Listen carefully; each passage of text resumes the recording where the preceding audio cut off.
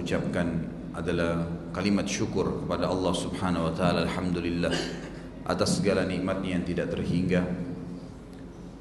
Dan juga kita yang kedua memanjatkan salawat dan taslim kepada Nabi Muhammad sallallahu alaihi wasallam sebagai bentuk kepatuhan kepada Allah, karena Allah juga dan malaikatnya memberikan salam kepada beliau.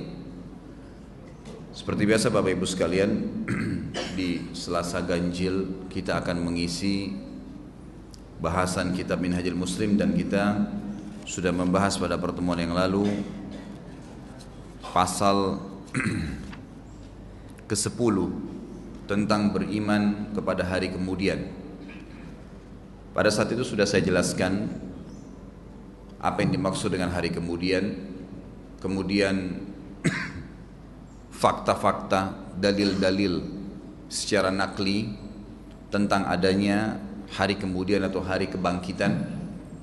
Karena kita semua manusia melalui proses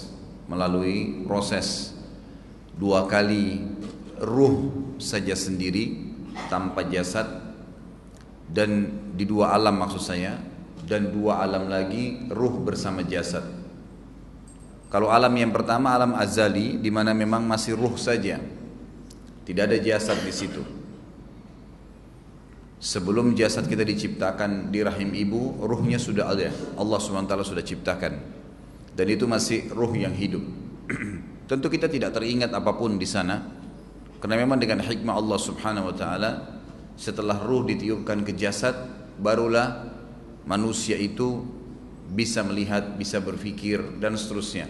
Dan tidak ada dalil menjelaskan tentang bagaimana ruh pada saat itu, tapi ada ayat Al-Quran yang menitik beratkan tentang adanya alam itu. Pada saat Allah SWT berfirman kepada ruh-ruh ini semua, A'udzubillahi minasyaitonirrajim, alastu birabbikum qalu bala syahidna. Al-ayah. Pada saat itu Allah berfirman kepada seluruh ruh dan berkata kepada mereka, bukankah aku Tuhan kalian? Mereka mengatakan iya, dan kami menjadi saksi terhadap hal tersebut. Kemudian alam yang kedua yang kita hidupi sekarang, alam bumi, dan ini bergabung antara jasad dan ruh. Alam yang ketiga, alam barzah, di mana ruh kembali hidup sendirian. Jasadnya akan dimakan oleh tanah, ruhnya yang menghadapi alam barzah. Lalu kemudian kita dibangkitkan lagi hari kiamat, keduanya digabung lagi antara jasad sama ruh, tapi jasadnya jasad baru. Jasadnya jasad baru. Nah, akan saya lebih jelaskan lebih jauh masalah itu. Intinya saya pernah menjelaskan pada pertemuan yang lalu tentang adanya bukti-bukti hari kebangkitan, dalil-dalil dari Al-Quran yang dimana Allah Subhanahu Wa Taala menyampaikan masalah hal tersebut. Kemudian juga saya sudah sempat menjelaskan tentang tanda-tanda hari kiamat kecil. Adanya kiamat akan terjadi, dan sebelum terjadi kiamat peniupan sangkakala ada tanda-tanda, dan kita sudah sempat menjelaskan ada tanda-tanda kecil yang sangat banyak, dan sekarang ini jelas-jelas di depan mata kita. Yang paling nyata sekarang di depan kita adalah khamr dikonsumsi dan diubah namanya sehingga menjadi halal. Saya kasih contoh, obat batuk sekarang sudah pakai alkohol, makanan, kue-kuean pakai alkohol, semua haram. Khamr, dari mana penghalalannya? Tapi diganti namanya, ini kan kue, ini kan obat, ini kan ini dan ini kan itu, segala macam diganti. Padahal khamr itu semua alladhi yukhammirul akal, semua yang mengubah akal manusia keluar dari abnormal, dari normalnya. Dia serbuk kah, cairan kah, apa saja, kue, serbuk, obat, apa saja masuk dalam khamr, bukan cuma bir saja. Begitu pula banyaknya laki-laki menyerupai perempuan, perempuan menyerupai laki-laki. Berapa banyak sekarang? Bahkan ada nikah sesama jenis. Orang-orang yang tadinya dilaknat oleh Allah SWT, kaum Lut, kaum lesbian, kaum homoseksual, sekarang malah diorbit karena tanda hari kiamat. Zina merajalela di sana sini. Sekarang tempat zina pakai lampu terang, diskotik, karaoke, semuanya ajang zina. Enggak kok, saya ke karaoke sama keluarga saya. Baik, yang lain selain Anda yang datang di sana ditemani oleh perempuan penghibur di situ, ngobrol, bukankah terbuka pintu perzinahan? Yang di atas namakan zina sekarang ini hiburan. Allah sudah bilang wala taqrabuz zina, jangan dekati zina. Artinya teleponnya nggak boleh, SMS-nya nggak boleh, melihatnya nggak boleh, dengarnya nggak boleh, sentuhnya nggak boleh. Terakhir nanti baru kemaluan. Sama saja berarti semuanya itu pintu zina. Diganti namanya hiburan, tanda-tanda hari kiamat. Dan sudah nyata depan mata kita. Kalau zaman dulu orang masih sembunyi-sembunyi perzinahan, sekarang pelangnya pakai neon box terang. Bahkan orang mengorbit dirinya, nulis namanya, nomor teleponnya, dan seterusnya. Dan saya sudah jelaskan juga pertemuan yang lalu tentang malhamah kubra. Tanda-tanda kiamat kecil yang terakhir nanti adalah terjadinya peperangan besar antara kaum muslim dan kaum Nasrani. Dan panjang lebar sudah saya sampaikan riwayatnya, saya tidak ulangi lagi. Pada malam ini kita masuk ke tanda-tanda kiamat besar. Ada tanda-tanda kiamat besar, artinya kalau sudah terjadi tanda-tanda kiamat besar berarti sudah akan terjadi kiamat yang dijanjikan. Ditiupkan sangkakala 2 kali. Yang pertama pemusnahan seluruh makhluk, yang kedua pembangkitan mereka sebagaimana nanti akan kita jelaskan. Nabi Muhammad SAW menjelaskan dalam hadis riwayat Muslim nomor 2901. Bagi yang pegang bukunya lihat halaman 86 dan 87. Kalau kemarin ditandain itu kita baca sampai di halaman sebelumnya ya.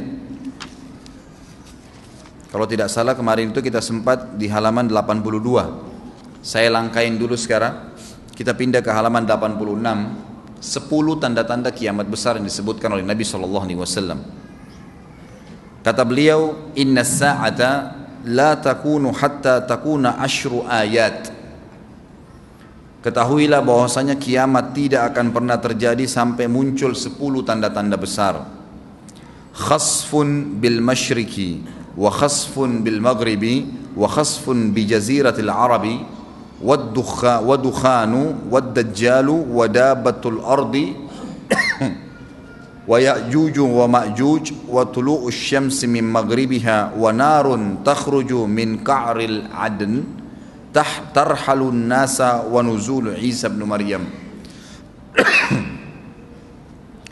Amblasnya bumi di belahan timur yang pertama, terjadi gempa besar, lalu kemudian terjadi longsor besar. Di belahan timur ini sebagian ulama hadis mengatakan bagian Asia, bagian timur. Di mana Allahu alam. Tapi ini tanda-tanda kiamat besar akan terjadi nanti. Kemudian terjadi lagi longsor bumi di belahan barat, di sisi baratnya. Sisi barat bumi kita tahu wilayah Afrika dan seterusnya ya.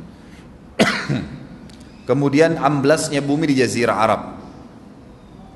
Ini yang dimaksud dengan amblasnya bumi, artinya longsor yang besar, yang sulit lagi untuk ditimbun, udah nggak bisa ditimbun, nggak bisa diperbaikin. Kalau di situ ada kota, ada kampung, pasti hancur udah. 3 sekaligus terjadi longsor di 3 titik yang berbeda dan secara waktu atau dalam waktu yang bersamaan. Ini sudah selangsung 3 tanda-tanda kiamat. Jadi pada saat terjadi di timur itu tanda-tanda kiamat besar 1, terjadi di barat tanda-tanda kiamat besar 2, terjadi di Jazirah Arab tanda-tanda kiamat besar 3. Kemudian di dalam hadis ini disebutkan secara beracak. Nanti sebentar setelah saya terjemahkan hadis ini saya akan sebutkan urutannya. Lalu kata Nabi SAW, keluarnya Dajjal. Mohon maaf, ada kabut dulu, kabut yang menutupi bumi ini. Kemudian ada Dajjal. Jadi kabut itu dihitung dalam hadis ini yang keempat. Dajjal yang kelima. Nanti akan saya rincikan satu persatu. Kemudian yang keenam binatang melata. Nanti akan saya jelaskan juga apa yang dimaksud dengan binatang melata. Yang ketujuh keluarnya Ya'juj Ma'juj. Ini juga akan kita jelaskan nanti. Kemudian yang kedelapan matahari terbit dari tempat terbenamnya. Sekarang terbit di barat, terbenam di timur, nanti terbalik. Maaf, terbit di timur, terbenam di barat, nanti terbalik. Keluar yang ke-9, keluarnya api dari perut kota Aden yang menghalau manusia. Sulit, manusia tidak bisa melalui Jazirah Arab. Kemudian yang ke-10 turunnya Isa putra Maryam. Turunnya Isa putra Maryam. Tentu saya katakan tadi hadis ini disebutkan dan disepakati oleh para ulama sifatnya teracak. Karena cukup banyak dalil-dalil yang lain yang mengurut kejadian ini. Urutan yang pertama dari 10 ini adalah keluarnya Dajjal. Ini urutan pertama. Dajjal, jemaah sekalian, adalah diambil dari kata-kata Dajjalah yang berarti kekacauan. Dajjal ini akan keluar nanti dari negeri Persia. Sebuah kota dalam hadis sahih dikatakan dari wilayah namanya Yahudiyah. Allahu alam apakah dia dari turunan Yahudi atau bukan, tapi yang jelas Dajjal nama orang, dipastikan disebutkan namanya dan cirinya.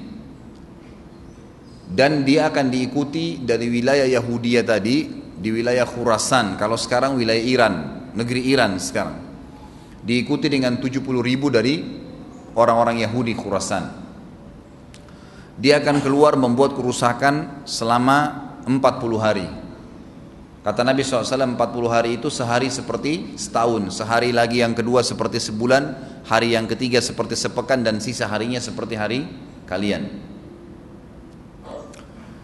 Ulama hadis mengatakan yang dimaksud adalah sehari pertama seperti setahun, memang setahun maksudnya.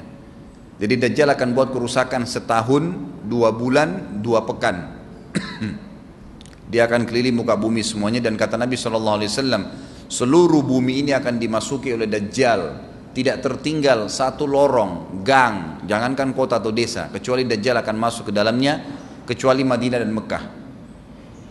Tidak bisa dimasuki oleh Dajjal. Kata Nabi SAW dalam hadis sahih, karena di setiap pintu gerbang Mekah dan Madinah malaikat menghenuskan pedangnya dan menghalau Dajjal sehingga Dajjal tidak bisa masuk.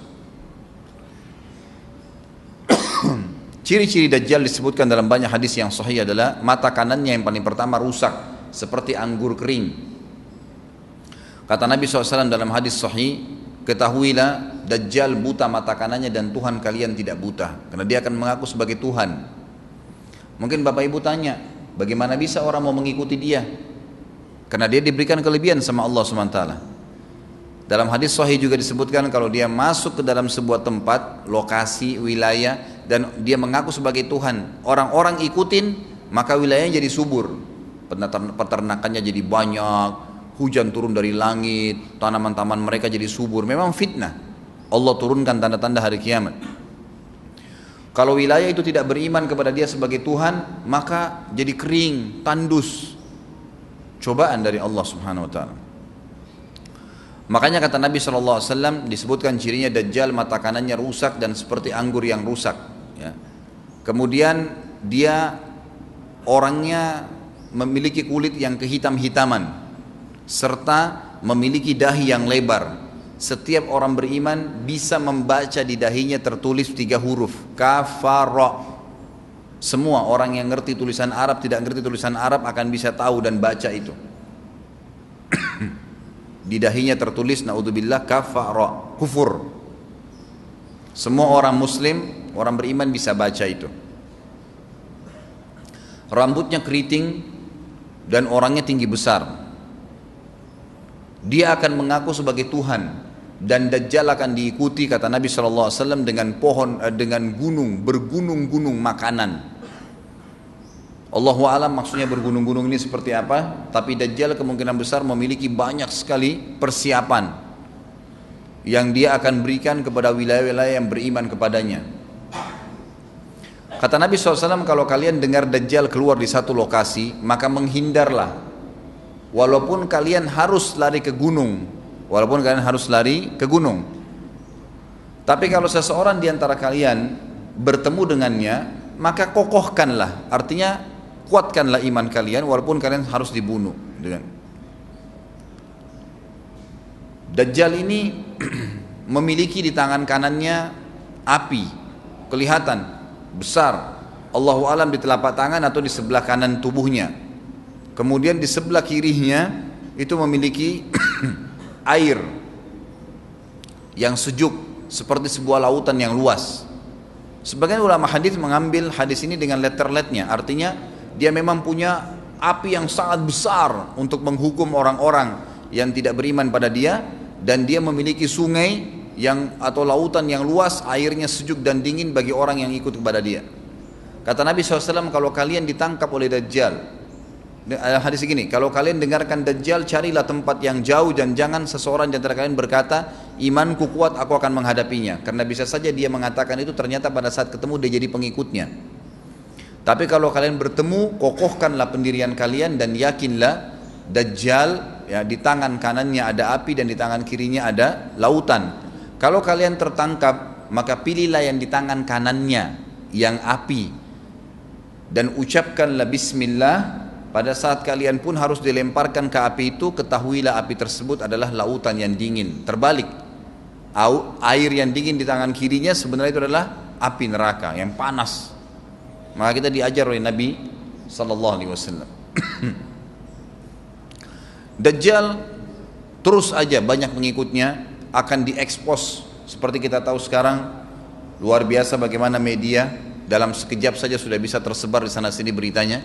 Kata sebagian ulama yang menanggapi fasilitas media kita di zaman sekarang mengatakan, kemungkinan besar memang Dajjal ini akan terekspos sangat cepat karena adanya media kayak kita sekarang. Cepatnya dia keliling muka bumi ini setahun, 2 bulan, 2 pekan sudah semua bumi ini dilingkari, didatangin, karena memang sekarang fasilitas pesawat ada, transportasi mudah. Dan memang ada salah satu hadis yang dihasankan oleh para ulama, salah satu tanda-tanda hari kiamat adalah adanya besi yang berterbangan yang menjadi tunggangan manusia. Sekarang ada pesawat, ada kereta api, ada mobil. Nah, itu ada hadisnya, termasuk tanda-tanda hari kiamat.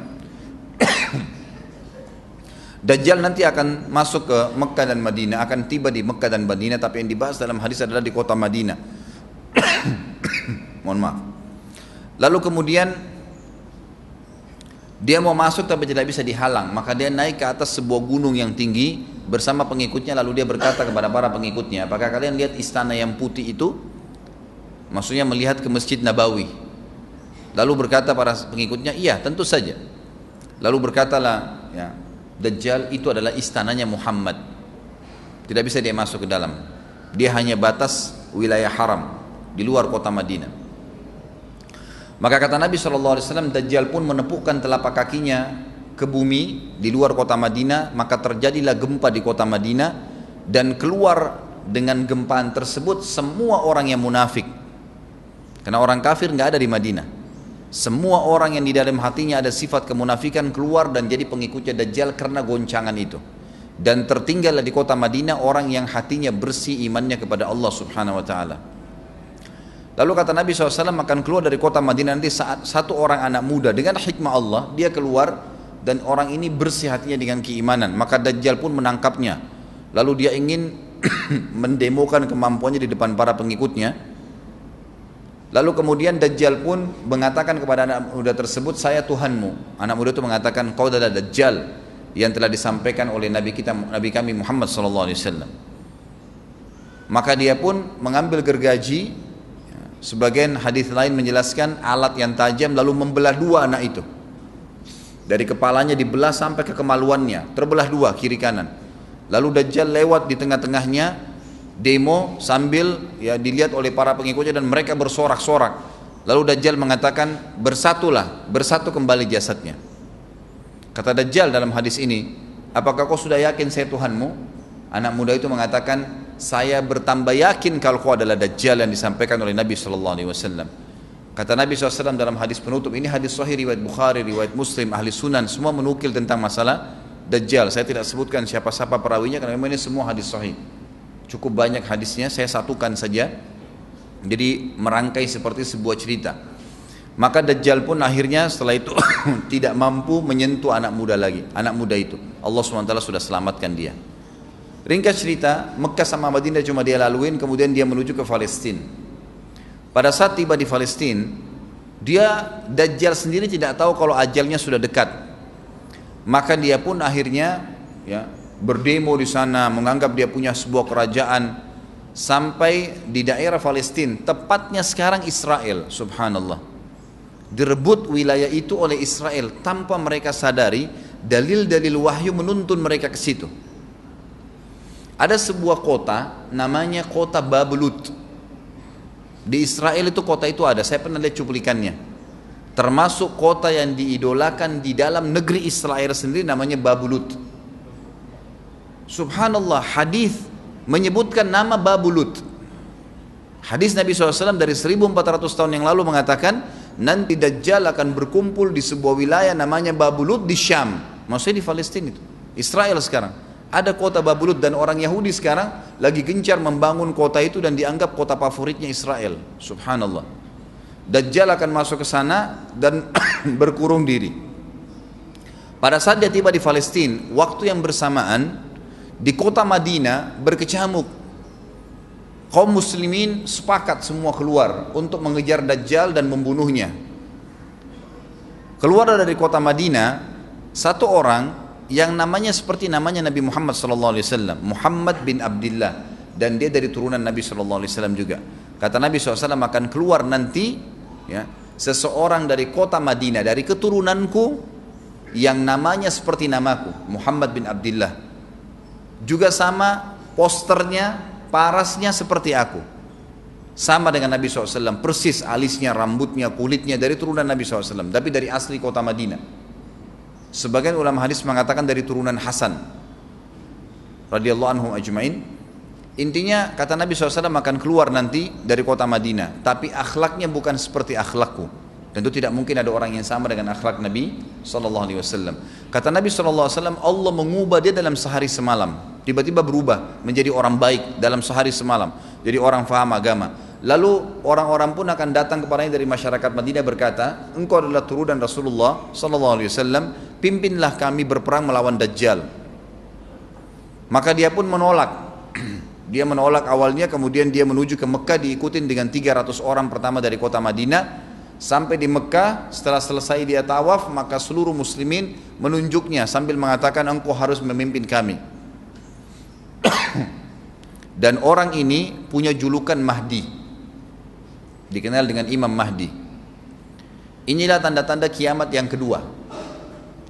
Setelah Dajjal keluar, buat kerusakan di muka bumi tadi selama 40 hari itu atau setahun lebih, kemudian keluarlah tanda-tanda kiamat kedua pada saat dia sudah tiba di kota Babulut di Israel.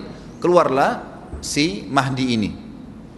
Pada saat dia tiba di Mekah, dibaiatlah oleh banyak kaum muslimin, tidak disebutkan jumlah pasukannya, maka terbentuklah pasukan jihad yang mengejar Dajjal menuju ke Palestina.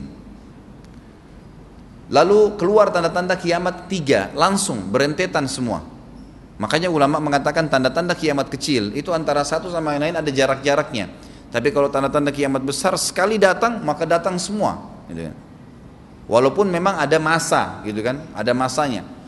Tanda-tanda kiamat besar yang ketiga adalah pada saat pasukan Imam Mahdi dengan pasukan jihad itu tiba di Darul Baydha namanya, menara kota putih yang ada menara putihnya, dan itu sekarang di negeri Syam, tepatnya di Damaskus, ibu kota Syria. Sebagian ulama mengatakan Masjid Jami' Syam, karena memang menaranya berwarna putih. Hadis menyebutkan di menara itulah, di masjid itulah Imam Mahdi mampir sholat asar bersama pasukannya. Dan sudah dekat Syam, negeri Syam, masuk di dalamnya wilayah itu adalah Israel, ya sekarang Palestina, kemudian Syria, dan ini masjid ada di Syria, di Damaskus. Pada saat itulah datang tanda-tanda kiamat besar yang ketiga, yaitu turunnya Nabi Isa alaihissalam. Kata Nabi SAW dalam hadis Bukhari, hadis Muslim, hadis Sahih semuanya, dikatakan Isa alaihissalam akan turun sambil memegang kedua sayapnya malaikat, dan dari rambutnya yang basah meneteskan air. Pegang sayap malaikat turun, dan semua muslimin waktu itu menyaksikan. Yang masih hidup zaman itu menyaksikan, dan ini wahyu, penyampaian, pasti terjadi. Maka dia pun turun, lalu kemudian dia masuk, dan orang-orang pada saat itu mengenalnya kalau dia adalah Isa, dan mereka sudah tahu ini masanya turunnya, keluarnya Dajjal. Ini Mahdi sudah ada, mereka tahu akan turun Isa, sudah ada informasi seperti saya sampaikan ke Bapak Ibu sekarang, itu mungkin muslimin di zaman itu sudah tahu semua. Maka Isa pun alaihissalam waktu itu dipersilakan oleh Mahdi untuk jadi imam, maka dia pun mengatakan tidak, imam dari kalangan kalian. Dan kata Nabi SAW, ini kemuliaan bagi umat ini karena Nabi sholat di belakang umat ini. Semestinya kalau ada Nabi, pasti Nabi yang jadi imam, tidak mungkin digantikan oleh manusia biasa. Tapi waktu itu Imam Mahdi menjadi imam dan Nabi Isa sholat di belakangnya. Perlu anda tahu juga hadis Nabi SAW yang sahih yang berbunyi, kalau Musa dan Isa hidup di zaman aku sudah diutus, niscaya keduanya akan jadi pengikutku. Jadi memang kena kebenaran agama ini dibawa oleh Nabi SAW. Baik, sholatlah mereka, kemudian mereka menuju ke Palestina. 3 tanda-tanda kiamat sekaligus terjadi. Pada saat menuju ke Palestina, tiba di pintu gerbang Babulut. Dan di wilayah Babulut ini, kata Nabi SAW, nanti Isa akan masuk dan membunuh Dajjal. Dan setelah membunuh Dajjal, maka seluruh pengikut Dajjal dari kaum Yahudi akan bersebaran sembunyi di bawah batu dan pohon, di atas batu dan di bawah pohon. Semuanya batu dan pohon itu akan berbicara kepada setiap pasukan mujahidin, berkata, wahai muslim, ini Yahudi di atas saya atau di bawah saya. Batu bilang ini Yahudi yang sembunyi, yang pohon mengatakan, wahai muslim, ini Yahudi, bunuhlah dia. Maka dibunuhlah orang-orang Yahudi tersebut yang menjadi pengikut Dajjal oleh kaum muslimin, kecuali satu pohon, namanya pohon Garqat. Pohon Garqat ini pohon yang daunnya kadang-kadang agak kering dan ada duri-duri, ya, batangnya ada durinya. Subhanallah, pohon ini dikenal dengan pohon Yahudi karena satu-satunya pohon yang tidak akan bicara nanti adalah pohon ini. Dan apakah Bapak Ibu sudah tahu sekarang pemerintah Israel besar-besaran menanam pohon itu? Subhanallah. Kalau Anda lihat di berita tentang apa yang sekarang ditanam di negeri Israel orang Yahudi, maka yang paling banyak adalah pohon Garqat. Bahkan cuplikan yang saya lihat tentang Babulut itu pohon Garqatnya sudah sangat besar-besar, diameter sudah 3 meter, 4 meter ke atas. Mereka sangat tahu tentang hadis ini. Tapi memang orang Yahudi, sebagaimana Ibnu Abbas katakan radhiyallahu anhuma, beliau mengatakan sabda firman Allah SWT tafsirnya surah Al-Fatihah, ghairil maghdubi alaihim, bukan orang-orang yang kau murkahi ya Allah, ihdinas siratal mustaqim, tunjukkanlah kami jalan yang lurus, siratal ladzina an'amta alaihim, jalan orang-orang yang telah kau berikan petunjuk, maksudnya orang-orang yang beriman. Ghairil maghdubi alaihim, bukan orang yang kau murkahi. Kata sahabat Nabi Ibnu Abbas radhiyallahu anhu adalah orang-orang Yahudi. Allah murka sama mereka karena mereka tahu kebenaran tapi mereka tidak mau ikutin. Itu cirinya orang Yahudi. Bahkan Allah mengatakan tentang mereka terhadap Nabi SAW, ya'rifuna kama ya'rifuna abna'ahum. Mereka mengenal Muhammad SAW sebagaimana mereka mengenal anak-anak mereka sendiri. Jadi orang Yahudi tahu. Waladhdallin, dan bukan orang-orang yang sesat. Ini adalah kata Ibnu Abbas, orang-orang Nasrani mau nyebarin agama tapi mereka keliru. Agamanya yang Nabi Isa itu tidak wajib disebarkan di seluruh dunia, tapi disebarin untuk Bani Israel, karena Nabi Isa diutus untuk Bani Israel. Mereka mau berdakwah tapi salah. Ringkas cerita adalah Nabi Isa alaihissalam akhirnya tiba dengan pasukan mujahidin di depan pintu gerbang Babulut. Kemudian orang-orang Yahudi tidak kenal, tidak tahu Nabi Isa, tidak tahu tentang itu Mahdi. Mereka belum tahu ini. Mereka berbangga-bangga saja. Lalu mereka berkata kepada Dajjal, ada pasukan, segelintir pasukan yang mau menyerang kita. Dajjal mengatakan, bukakan pintu gerbang. Mereka tidak akan mampu melawan kita karena pasukannya mereka banyak memang. Maka Dajjal dengan sombongnya menunggu di depan pintu gerbang. Pada saat dibuka, Dajjal kaget melihat ada Isa alaihissalam. Dan pada saat itu kata Nabi SAW, Dajjal faham kalau sudah tiba ajalnya. Begitu melihat Isa alaihissalam, dia lari dan badannya sambil meleleh di depan para pengikutnya.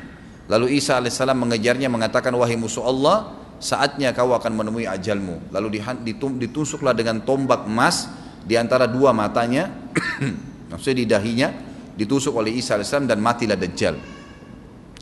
Pada saat Dajjal mati, pengikutnya pada ketakutan semua. Mereka anggap Dajjal Tuhan, mereka anggap Dajjal orang yang perkasa lah, orang yang kebal lah, beragam macam kelebihan. Mereka kaget pada saat mati, maka bertebaranlah mereka dan akhirnya mereka sembunyi di bawah pohon dan batu, di atas batu. Kemudian seperti saya katakan tadi, hadis menjelaskan batu dan pohon akan memberikan penjelasan, hai muslim, ini Yahudi, bunuhlah. Maka dibunuhlah pada saat itu mereka. Lalu Nabi Isa AS memimpin di muka bumi, dan kata Nabi SAW, pada saat itu Islam, agama Islam yang dibawa oleh Nabi SAW akan masuk ke semua rumah di muka bumi, gak tersisa. Satu dunia ini semuanya Islam. Hadis sahih, kata Nabi SAW, Islam akan masuk ke setiap rumah, bi'izzil aziz au bidzilli dhalil, dengan kemuliaan atau terhina. Yang tidak mau terima dibunuh. Gak ada lagi penolakan terhadap Islam. Itu hadis sahih. Maka Nabi Isa alaihissalam memimpin pada saat itu, disebutkan dalam hadis 40 tahun dengan ketenangan menerapkan hukum Islam. Kata Nabi SAW, bagaimana awal umat ini bisa sesat sementara aku yang pimpin? dan bagaimana akhir umat ini bisa sesat sementara yang pimpin mereka Isa dengan menjalankan hukum-hukumku. Jadi Nabi Isa alaihissalam nanti menerapkan Al-Quran seperti yang kita lakukan, sholat segala ini sudah selesai, dikerjakan semua.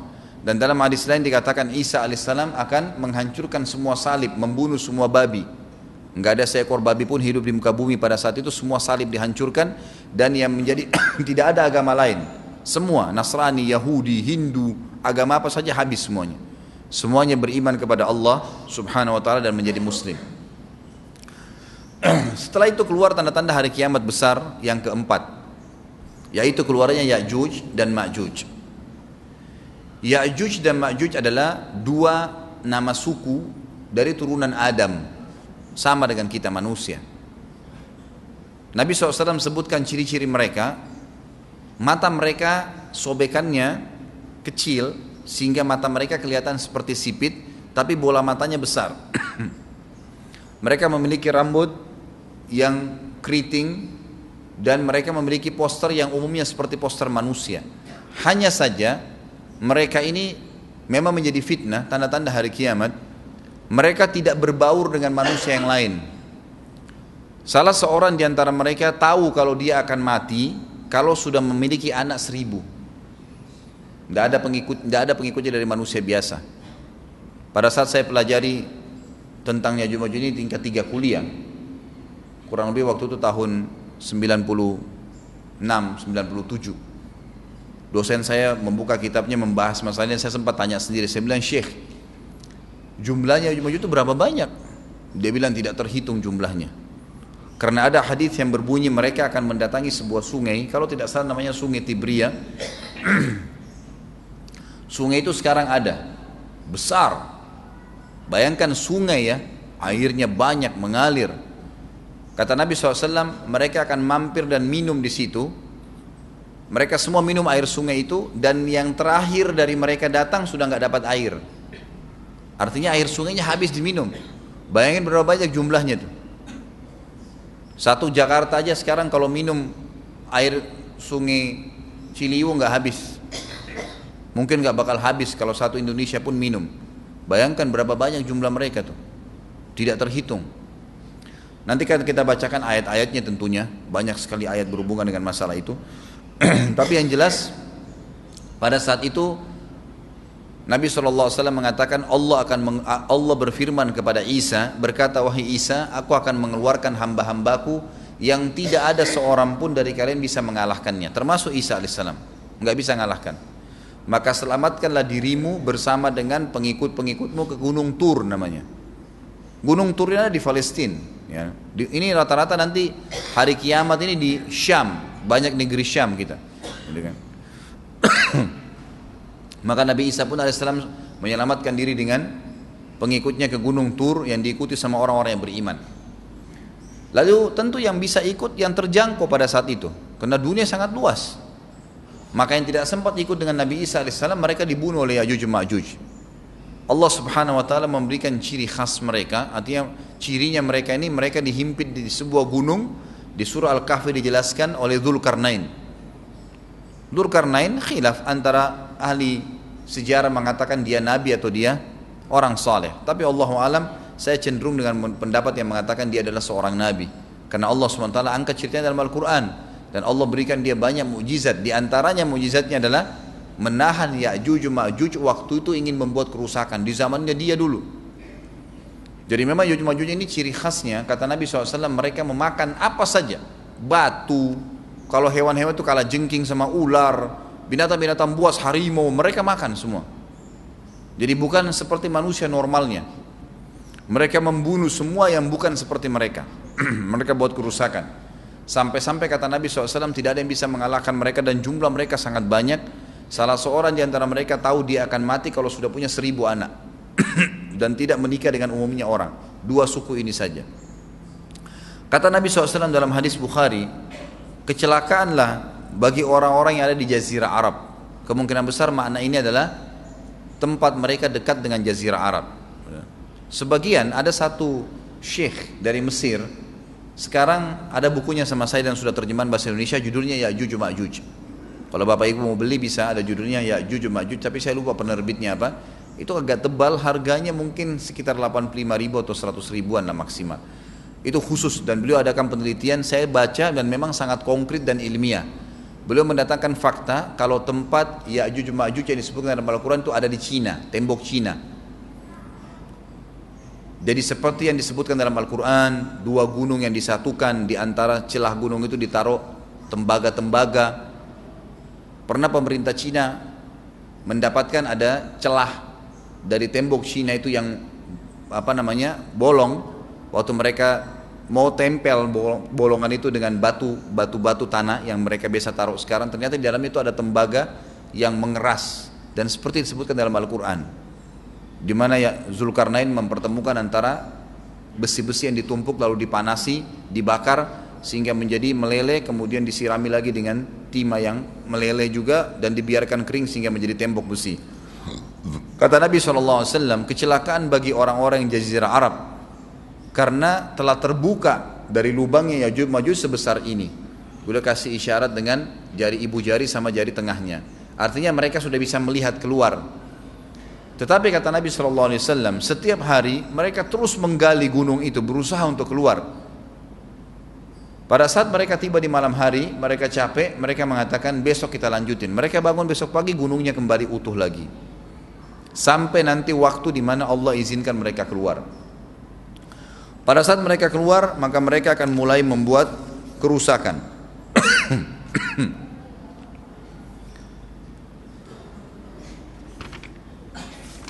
Saya coba jaringkan dalilnya.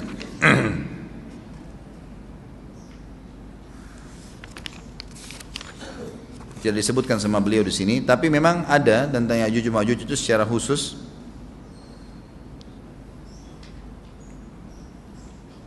Ya ini, ada di halaman 82 ya. Al-Anbiya 96 sampai 97 ayatnya.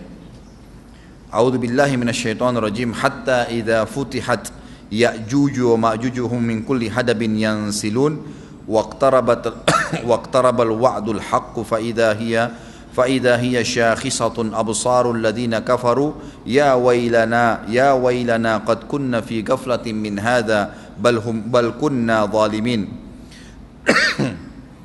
Ingatlah hingga apabila dibukakan tembok Ya'juj Ma'juj, bolong, jebol, dan mereka turun dengan cepat dari gunung-gunung itu, dari seluruh tempat yang tinggi.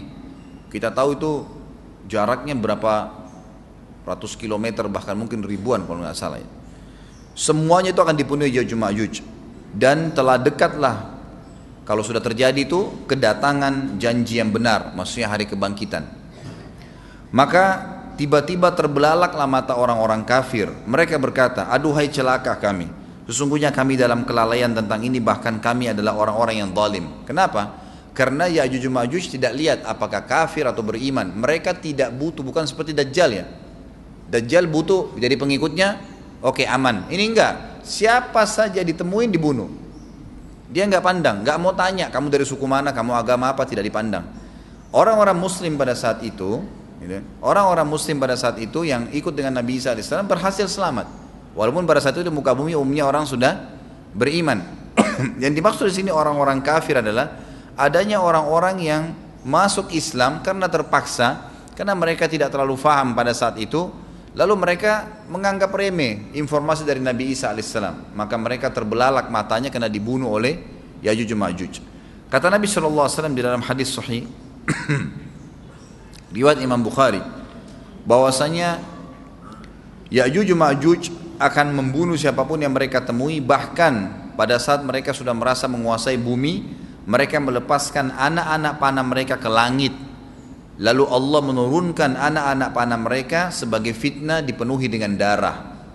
Maka mereka berkata, qatalna man fil ardi wa qatalna man fis sama. Kami telah membunuh semua yang ada di bumi dan semua yang ada di langit. Maka sebagai penutup dalam bahasan itu, kata Nabi SAW, Allah lalu mengizinkan Isa untuk berdoa kepada Allah agar memusnahkan mereka. Maka Isa alaihissalam pun akhirnya berdoa, meminta kepada Allah subhanahu wa ta'ala agar mereka semua dimusnahkan. Maka pada saat itu pun Allah Subhanahu wa taala menurunkan kepada mereka hama. Sebagian hadis menyebutkan serangga kecil seperti cacing, banyak sekali yang menimpa tubuh-tubuh mereka. Setiap orang satu, dan itu membuat mereka mati. Membuat mereka mati, dan mereka mati seketika semuanya. Jadi secara bersamaan semuanya meninggal. Allahu a'lam waktu itu berapa ratus juta jumlah orang Ya'juj Ma'juj pada saat itu, tapi semuanya akan mati. Dan seluruh muka bumi dipenuhi dengan jasad mereka. Setelah itu Nabi Isa alaihissalam pun berdoa kepada Allah Subhanahu wa taala agar menghilangkan jasad-jasad mereka yang baunya sudah luar biasa waktu saat itu disebutkan dalam hadis.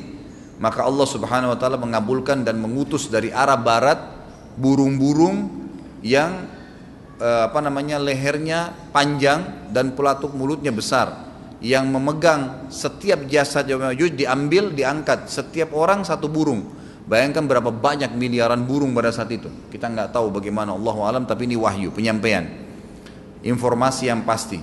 Diambil, kemudian jasad-jasad mereka dilempar ke lautan. Lalu Allah Subhanahu wa taala turunkan hujan. Pada saat turun hujan, maka hujan tersebut membersihkan semua bekas-bekas mereka, kotoran mereka, darahnya segala bersih, maka bumi kembali subur lagi. Tapi tidak disebutkan berhubungan dengan masalah ini berapa lamakah kejadian tersebut terjadi. Kemudian setelah itu Isa alaihissalam memimpin lagi di muka bumi sampai beliau meninggal. Setelah Isa alaihissalam meninggal, kembali lagi sebagian besar manusia berbuat kekufuran. Kembali manusia berbuat kekufuran. Mereka kembali lalai, nggak ada lagi pemimpinnya karena terlalu banyak orang pada saat itu, maka ada yang kufur lagi. Maka Allah Subhanahu wa taala keluarkan tanda-tanda kiamat besar yang kelima. Yang kelima ini adalah keluarnya hewan atau binatang melata. Binatang melata ini disebutkan dalam hadis yang sahih riwayat Bukhari, bahwasanya Allah SWT akan keluarkan, tapi tidak disebutkan dari bumi mana dia keluar. Dia akan keluar hewan melata yang bisa berbicara seperti manusia dan badannya dipenuhi dengan bulu. Allahu a'lam bagaimana. Kemudian dia datangi orang-orang yang kufur tersebut dan menasihatin dan mengingatkan mereka. Mengingatkan mereka. Satu persatu diingatkan, satu persatu. Terus diingatkan. Yang tidak mau beriman, dalam hadis dikatakan dicap oleh hewan tersebut. Allahu a'lam dicap seperti apa, sehingga ketahuan mana yang kafir, mana yang beriman. Terus dia keliling di muka bumi, tapi tidak disebutkan berapa lama. Dia cuman mendakwai, meluruskan. Yang beriman sudah, yang tidak beriman dicap sama dia. Ada tanda, oh ini berarti kafir. Seperti itu saja. Lalu kemudian Allah lenyapkan si dabbah ini. Kemudian datang tanda-tanda kiamat yang ke-6. Tanda-tanda kiamat yang ke-6 yang lebih banyak dipilih oleh para ulama adalah terjadinya tadi 3 gerhana, 6, 7, 8. Itu berentetan semua. Longsor besar di timur, di barat, dan di jazirah Arab. Ini tanda-tanda kiamat terjadi serentak. Sudah 8. Kemudian terjadi yang ke-9, keluarnya api dari negeri atau dari kota Aden. Kota Aden ini di Yaman ya. Subhanallah, baru tadi malam saya lihat cuplikannya di YouTube. Ada wilayah di Aden, di kota Aden sekarang itu, dan itu hasil penelitian internasional. Aden itu dianggap kota yang paling panas di dunia karena di bawah kota Aden itu ada api yang bergejolak, dan api itu bisa keluar setiap saat membakar siapapun. Tentu hadis menjelaskan tentang masalah api yang keluar ini, artinya api bukan main-main, ini bukan kebakaran sebuah masjid atau sebuah bangunan 10 tingkat. Api ini bisa menghalau manusia untuk jalan karena panasnya. Sebagian riwayat menjelaskan api tersebut akan berdiri seperti gunung yang besar dan dari seluruh pelosok dunia bisa kelihatan. Kita bisa bayangkan bagaimana itu. Yang akhirnya akan menggiring atau menghalangi orang-orang untuk jalan, susah. Sebagian ulama hadis mengatakan mereka nggak bisa jalan, tidak bisa ada penerbangan, tidak bisa ada orang jalan karena panasnya bumi ini dari api tersebut. Dan subhanallah, tadi malam saya lihat cuplikannya, Bapak Ibu bisa ketik kalau tidak salah atau ditulis di YouTube itu api di kota Aden. Dan itu diambil gambaran amatir ya, orang mengambil sendiri itu. Jadi ada beberapa wilayah tanah di wilayah Aden itu memang asapnya keluar, dan pada saat dikorek di bawah itu memang api, bara api yang besar. Dan itu memang kemungkinan besar akan keluar satu waktu, Allahu a'lam kapan. Tapi tanda-tanda kiamat. Dan yang terakhir tanda-tanda kiamat sebelum ditiup sangkakala adalah terbitnya matahari dari tempat terbenamnya. Dan ini sudah terakhir sekali. Makanya kata Nabi SAW, taubat akan diterima sebelum matahari terbit dari tempat terbenamnya. Artinya selama yang lain itu masih ada, masih bisa taubat. Kalau sudah itu sudah sulit. Ini tanda-tanda kiamat. Sebagian ulama menambahkan, ada yang mengatakan sudah masuk waktu.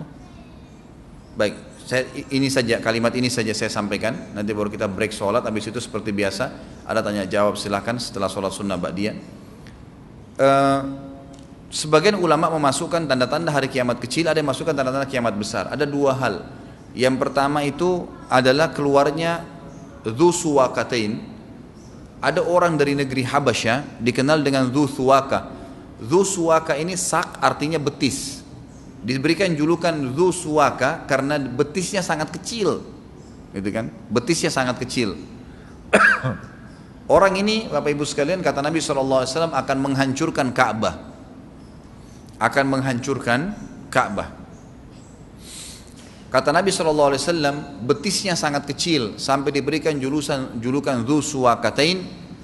Dan kata para ulama pada saat itu memang manusia sudah sunyi, nggak ada lagi yang datangin Ka'bah, orang-orang sudah lalai gitu kan.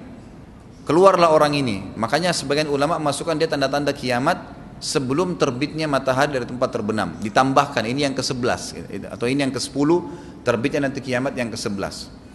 Maka dia akan mencabut, kata Nabi SAW, dia akan mencabut batu-batu Ka'bah satu persatu sampai rata dengan tanah. Dan saya sedang dilihatkan oleh Allah sekarang bagaimana pada saat dia mencabut batu itu. Hadis sahih riwayat Bukhari Muslim. Yang terakhir, yang kedua, yang berhubungan juga dengan tanda-tanda kiamat, ada yang memasukkan kiamat kecil, tapi ini lebih dekat dengan kiamat besar. Orang yang terakhir meninggal itu adalah orang dari asli suku Madinah yang sedang mengembala kambing. Ini termasuk tanda-tanda kiamat. Kata Nabi SAW, orang yang terakhir meninggal dari kalian kalangan manusia, semua orang sudah mati, tinggal dia sendiri, tapi dia nggak tahu. Dia lagi mengembala kambing, kemudian dia masuk dengan gembalanya ke kota Madinah, ditemukan semuanya tidak ada kehidupan, nggak ada orang, nggak ada binatang, nggak ada apa-apa, tinggal dia sendiri. Pada saat dia meletakkan telapak kakinya di kota Madinah, maka pada saat itu dia meninggal. Dan inilah manusia terakhir meninggal sebelum ditiup sangkakala terakhir, gitu kan. Allahu alam. Ini yang kita bisa sampaikan. Insya Allah kita akan kembangkan dengan pertanyaan. Tapi mungkin sebelum pertanyaan, saya coba akan membahas beberapa dalil insyaallah setelah sholat ba'diyah nanti. Subhanakallahumma bihamdika asyhadu an la ilaha illallah astaghfirullah wa atubu ilaih. Wassalamualaikum warahmatullahi wabarakatuh. Assalamualaikum warahmatullahi wabarakatuh. Alhamdulillah wassalatu wassalamu ala Rasulillah. Berhubungan tadi tentang masalah dabbah, binatang melata yang akan dikeluarkan oleh Allah. Anda kalau mau lihat di rumah bisa dilihat dalam surah An-Naml ayat 82. An-Naml ayat 82 tentang masalah binatang melata yang akan dikeluarkan oleh Allah Subhanahu wa taala. Tentu tadi setelah matinya Ya'juj Ma'juj, matinya Nabi Isa alaihissalam. Baik, kita sekarang sudah selesai membahas tentang tanda-tanda hari kiamat. Dan tadi termasuk tanda kiamat besar sudah sampai terakhir saya jelaskan. Sekarang tinggal proses sebelum hari kiamat itu sendiri. Di dunia ini akan terjadi kiamat, artinya penghancuran oleh Allah Subhanahu wa taala. Itu Allah ceritakan di dalam surah Az-Zumar ayat 68 sampai ayat 70. Saya bacakan Az-Zumar ayat 68 sampai 70. A'udzu billahi minasyaitonir rajim wa nufikha fis-sur فَصَعِقَ مَنْ فِي السَّمَاوَاتِ وَمَنْ فِي الْأَرْضِ إِلَّا مَنْ شَاءَ اللَّهُ ثُمَّ نُفِخَ فِيهِ أُخْرَى فَإِذَا هُمْ قِيَامٌ يَنْظُرُونَ Wa asyraqatil ardu binuri rabbiha wa wudi'al kitabu wa ji'a bin nabiyyin wasyuhada'i wa qudiya bainahum bil haqq wa hum la yudhlamun wa ufiyat kullu nafsin ma amilat wa huwa a'lamu bima yaf'alun. Dan pada saat itu ditiuplah sangkakala. Israfil meniup sangkakala yang pertama, maka matilah semua yang di langit dan di bumi. Semua yang di langit dan yang di bumi, kecuali yang Allah kehendaki. Kata para ulama tafsir, yang Allah kehendaki adalah Jibril, Mikail, Israfil. Mereka tidak akan mati, karena ini semua akan mati. Sementara nanti yang tiup sangkakala yang kedua Israfil juga, nggak mungkin dia mati di situ. Jadi semua di sini ya Allah musnahkan kecuali yang Allah inginkan. Kata ulama dari kalangan malaikat itu adalah Mikail, Jibril, Mikail, Israfil. 3 malaikat yang terkenal sebagai pemimpin para malaikat, dan 8 malaikat pemikul singgasananya Allah ya, yang dikenal dengan Hamalatul Arsh. Kemudian seluruh yang ada penjaga-penjaga surga dan penjaga neraka. Di surga ada malaikat Ridwan dan seluruh yang ada bersama dengannya, dan di neraka ada malaikat Malik dan seluruh kawan-kawannya menjaga neraka, serta semua yang ada di surga dari bidadari, dari wildanun mukhalladun, bidadara, semua itu tidak kena. Jadi di sini yang Allah maksudkan, yang dimaksudkan sini kecuali siapa yang Allah kehendaki tidak akan kena, tidak akan meninggal dengan tiupan sangkakala tersebut. Dalam sebuah hadis Bukhari dikatakan Allah akan menyuruh Israfil meniupkan sangkakala yang pertama, maka hancurlah semua ada di langit dan di bumi, semua bintang-bintang, semua makhluk, jin, manusia, hewan-hewan, tumbuh-tumbuhan. Kemudian ditiuplah sangkakala itu sekali lagi. Dan di dalam hadis yang sahih, kalau yang pegang buku bisa lihat di halaman 89 ada hadisnya. Kata Nabi SAW dalam hadis yang diriwayatkan oleh Imam Muslim nomor 2955, "Ma bainan nafkhataini arba'un, thumma yunzilullahu minas sama'i ma'an fayambutuna kama yambutul bagal atau bakal. Walaysa minal insani syai'un illa yabla illa 'azman wahidan wa huwa ajbu dhanab minhu yurakkabul khalqu yaumal qiyamah." Jarak antara 2 tiupan trompet sangkakala itu 40 tahun. Ada sebagian ulama hadis mengatakan yang dimaksud dengan arba'un adalah 40 hari. Allahu alam. Yang jelas hadis mengatakan jarak antara 2 tiupan sangkakala 40. Ada yang mengatakan 40 hari, yang mengatakan 40 tahun. Kemudian Allah menurunkan air dari langit seperti air hujan, maka seluruh manusia tumbuh sebagaimana tumbuhnya sayuran. Tidak ada sesuatu pun dari jasad manusia melainkan akan hancur kecuali sepotong tulang, yaitu tulang ekornya. Darinya lah semua manusia dicipta ulang pada hari kiamat. Kita kembali ke ayat tadi, surah Az-Zumar ayat 68-70. Saya ulangi terjemahannya. Dan ditiuplah sangkakala, maka matilah siapa saja yang di langit dan di bumi kecuali siapa yang Allah kehendaki. Kemudian ditiup sangkakala itu sekali lagi, tiupan yang kedua. Untuk apa tiupan yang kedua? Membangkitkan makhluk, diciptakan kembali. Maka tiba-tiba mereka berdiri menunggu putusan masing-masing, kata Allah. Dan terang benderanglah bumi atau dalam kurung padang mahsyar dengan cahaya keadilan Rabb-Nya, dan diberikanlah buku perhitungan perbuatan masing-masing, dan didatangkanlah para nabi dan saksi-saksi yang diberi keputusan di antara mereka dengan adil, sedang mereka tidak dirugikan, dan disempurnakanlah bagi tiap-tiap jiwa balasan yang telah dikerjakannya, dan Dia Allah lebih mengetahui apa yang mereka kerjakan. Jadi ini cerita tentang ditiupnya sangkakala. Maka yang pertama pemusnahan, yang kedua pembangkitan.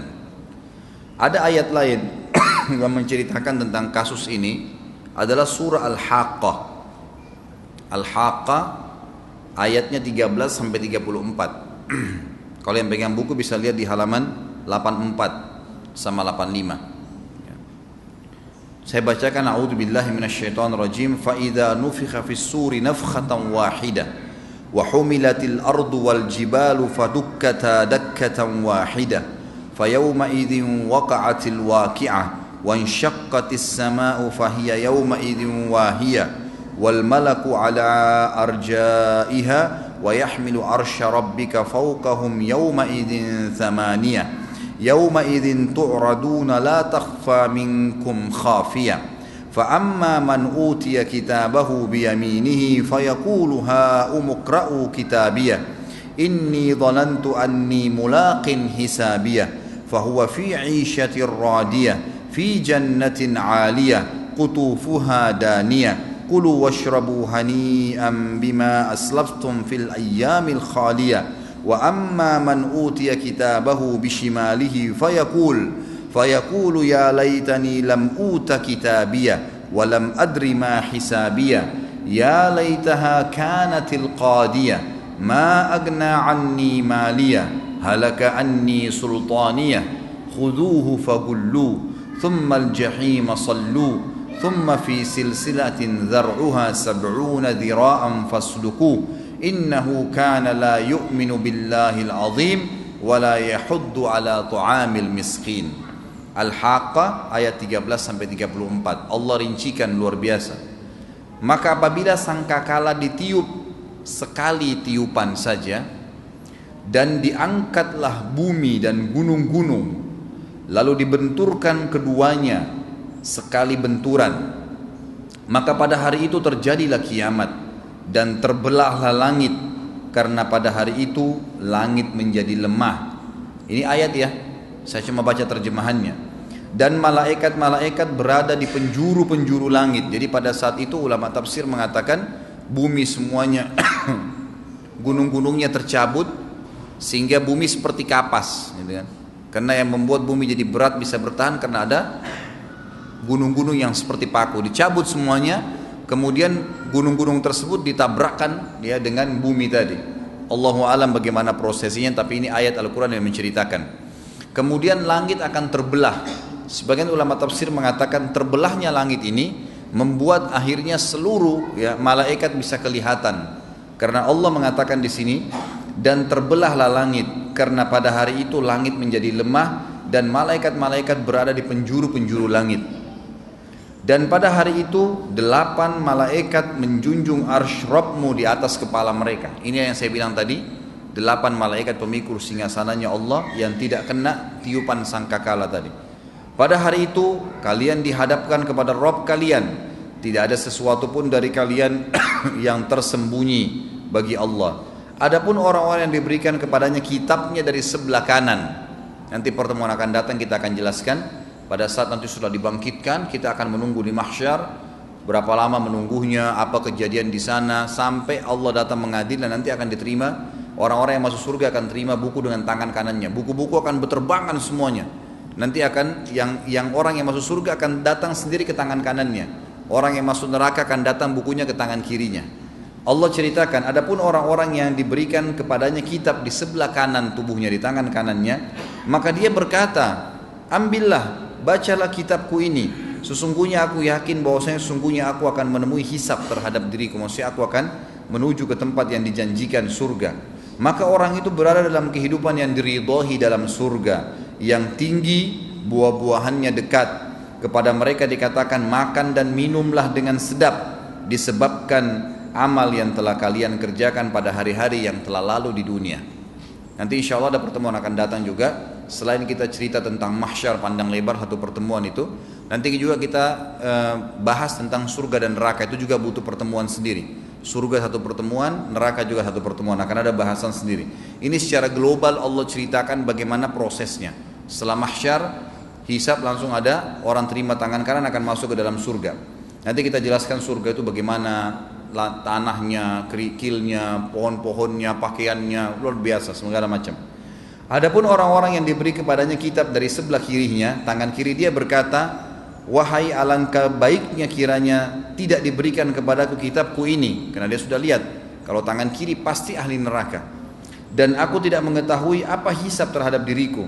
Wahai kalau kiranya kematian itu telah menyelesaikan segala sesuatu. Coba dulu waktu aku mati, udah selesai, udah nggak ada lagi hisab, gitu kan? Dan aku tidak mengetahui. Lalu dia mengatakan, coba seandainya kematian itu bisa menyelesaikan semuanya, hartaku sekali-kali tidak bermanfaat bagiku yang dia kumpulkan di dunia, telah hilang kekuasaan dariku. Allah berfirman, peganglah dia kepada para malaikat, belenggulah tangannya di lehernya, kemudian masukkanlah dia ke dalam api neraka yang menyala-nyala, kemudian belitlah dia dengan rantai yang panjangnya 70 hasta. Sesungguhnya dia dahulu tidak beriman kepada Allah yang maha besar, dan juga tidak mendorong orang lain untuk memberikan makan miskin atau orang-orang miskin. Jadi ayat ini menjelaskan kepada kita tentang ditiupnya sangkakala, dan kemudian terjadi dua kali, satu kali penghancuran, satu kali lagi pembangkitan.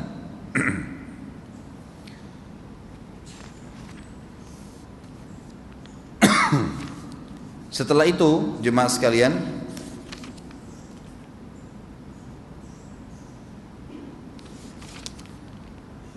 sebentar.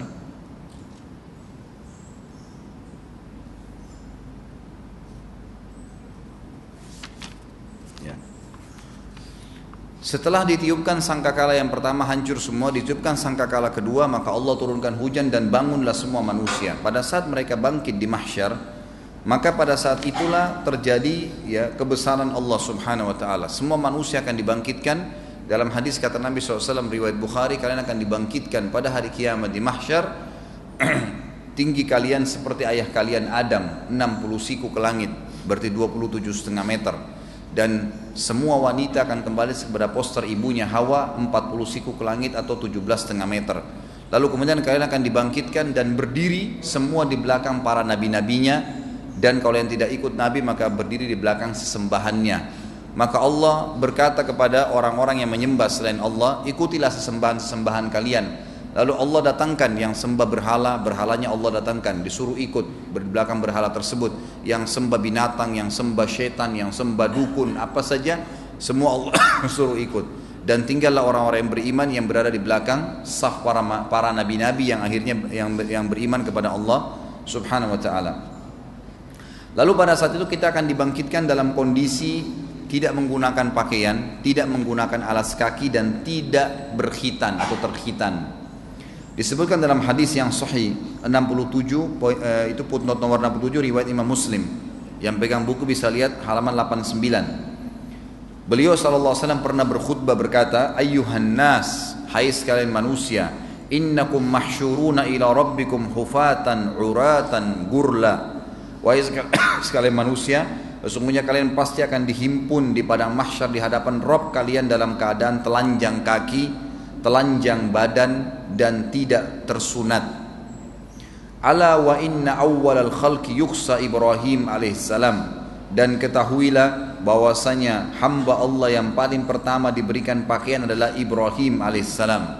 Wa innahu sayuja'u birijalin min ummati. Dan akan didatangkan nanti sekelompok orang dari umatku, fayu'khadu bihim dhatas shimal, dan mereka diseret ke sebelah kiri, maksudnya akan dimasukkan ke dalam neraka. Fa'aqulu, lalu saya berkata, ya Rabbi ashabi, wahai Tuhanku, kayaknya mereka itu adalah sahabat-sahabatku.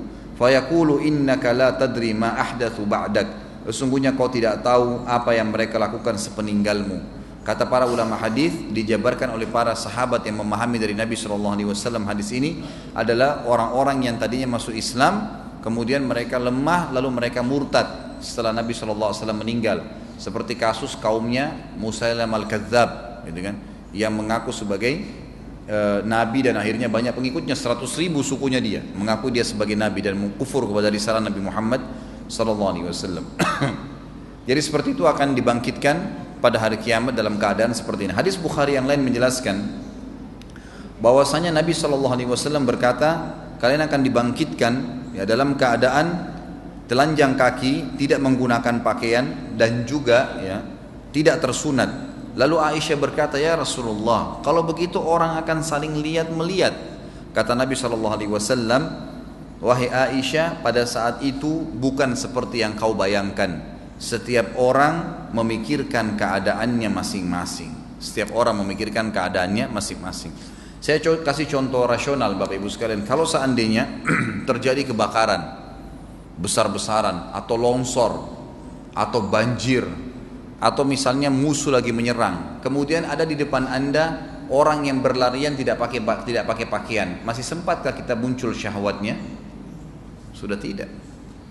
Begitulah kurang lebih gambaran di mahsyar. Orang nggak bakal melihat lagi auratnya orang lain, udah nggak ada syahwat. Orang pikirin bagaimana menyelamatkan dirinya, sama sekali tidak ada lagi pikiran ke situ.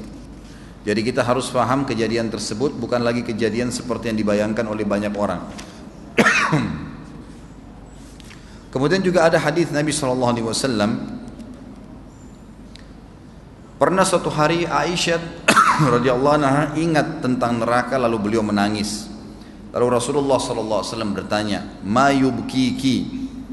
Ini di halaman 90 ya kalau yang pegang buku. Hadis sahih diriwayatkan oleh Abu Daud. Maaf, hadis hasan diriwayatkan Abu Daud. Apa yang membuat kau menangis wahai Aisyah? Qalat, Aisyah berkata, "Dzakartun nara fa bakaitu." Saya mengingat neraka dan siksaannya maka aku menangis. Fahal tadhkuruna ahlikum yaumal qiyamah? Saya ingin tanya ya Rasulullah, apakah kalian akan mengingat keluarga kalian di hari kiamat kelak? Artinya nanti suami ingat istri enggak pada saat itu? Lalu faqala, Nabi SAW menjawab, "Ama fi thalathati mawatina fala yadhkuru ahadun ahada." Ketahuilah wahai Aisyah, ada 3 tempat di mana orang tidak akan mengingat siapapun. Lalu beliau mengatakan, "Indal mizani hatta ya'lama ayakhiffu mizanuhu aw yathqul." Yang pertama pada saat timbangan amal sudah didatangkan sampai orang itu tahu timbangannya berat atau tidak, amal solehnya berat atau tidak. Dia tidak akan ingat yang lain, tidak ingat istri, tidak ingat suami, tidak ingat orang tua. Dia mau menyelamatkan dirinya sendiri. Wa inda tatayurus suhufi hatta ya'lam aina yaqa'u kitabuhu fi yaminihi am fi shimalihi am min wara'i dhahri. Dan yang kedua pada saat buku-buku amal berterbangan sampai dia tahu kitabnya amalnya itu ke tangan kanannya atau ke tangan kirinya atau ke pundak belakangnya. Sebagian ulama hadis mengatakan dimaksud dengan ke pundak belakangnya adalah orang-orang Muslim yang masih punya dosa, maka mereka menerima dari belakang buku-buku mereka, artinya mereka harus masuk neraka dulu baru masuk ke surga. Wa indas sirati idza wudi'a baina dhahra jahannam hatta yajuz. Dan yang ketiga adalah orang tidak ingat orang lain pada saat sirat sudah dibentangkan di atas neraka jahannam sampai orang itu tahu dia selamat atau tidak. 3 keadaan ini orang tidak akan ingat yang lainnya. Jadi ini keadaan yang akan terjadi dan insya Allah kita akan lanjutkan pertemuan akan datang nanti dengan timbangan amal seperti apa. Karena timbangan amal itu Bapak Ibu sekalian bukan seperti timbangan kita yang kita tahu sekarang, tapi timbangan ini seluas pandangan mata manusia, gitu kan? Sebagian athar menyebutkan seluas langit dan bumi, dan timbangan itu memiliki lidah yang akan menghardik orang-orang yang berbuat amal buruk. Dalam hadis nanti akan kita jelaskan, hadis Bukhari, nanti akan datang hari kiamat orang yang badannya besar, tinggi besar, karena dia ingin supaya amal berat, amal solehnya bertambah berat supaya masuk ke surga, maka dia pun loncat ke dalam timbangan itu. Padahal pada saat itu kita sudah jelaskan tadi hadis Bukhari, pada hari kiamat semua laki-laki akan seperti poster ayahnya Adam. Bayangkan kalau 27,5 meter tinggi seorang laki-laki loncat ke dalam timbangan, seperti apa timbangannya itu? Dan kata Nabi SAW, itu tidak berpengaruh terhadap timbangan amalnya, tidak berpengaruh sama sekali. Dan timbangan ini pada hari kiamat memang makhluknya Allah diciptakan, yang dia akan hitung, yang membuat dia berat hanya amal saleh. Tubuh manusia atau yang lain tidak akan berpengaruh. Nanti insya Allah kita akan lanjutkan lebih jauh tentang masalah itu, dan cukup malam ini kita bahas sampai di sini. Pertanyaannya, apabila dalam akidah ahli sunnah wal jamaah kita dilarang memberontak pada pemimpin atau pemerintah yang zalim, bagaimana bila kesemena-menaan itu dilakukan oleh kelompok atau organisasi di lingkungan kita, di mana kita terikat dengannya? Bolehkah kita berdemo bahkan dengan mengajak orang luar yang dibayar agar lebih kuat? Ini dilaporkan kepada pemerintah,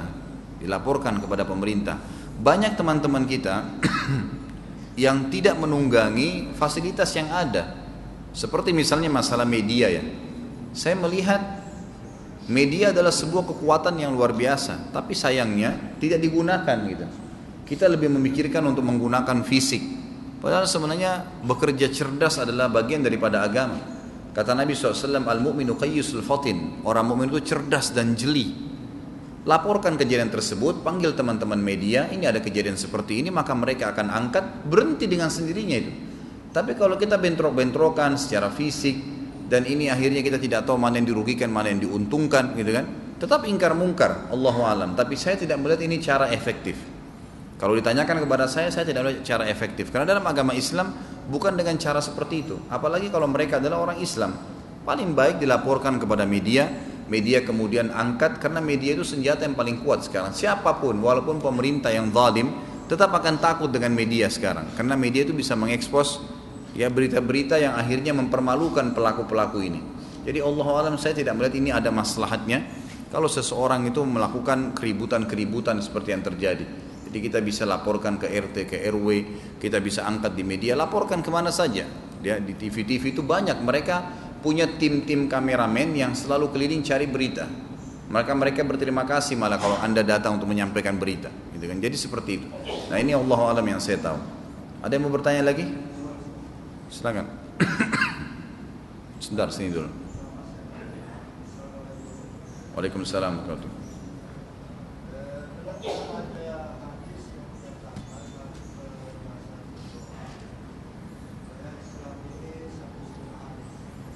Saya nggak dengar. Ada hadis yang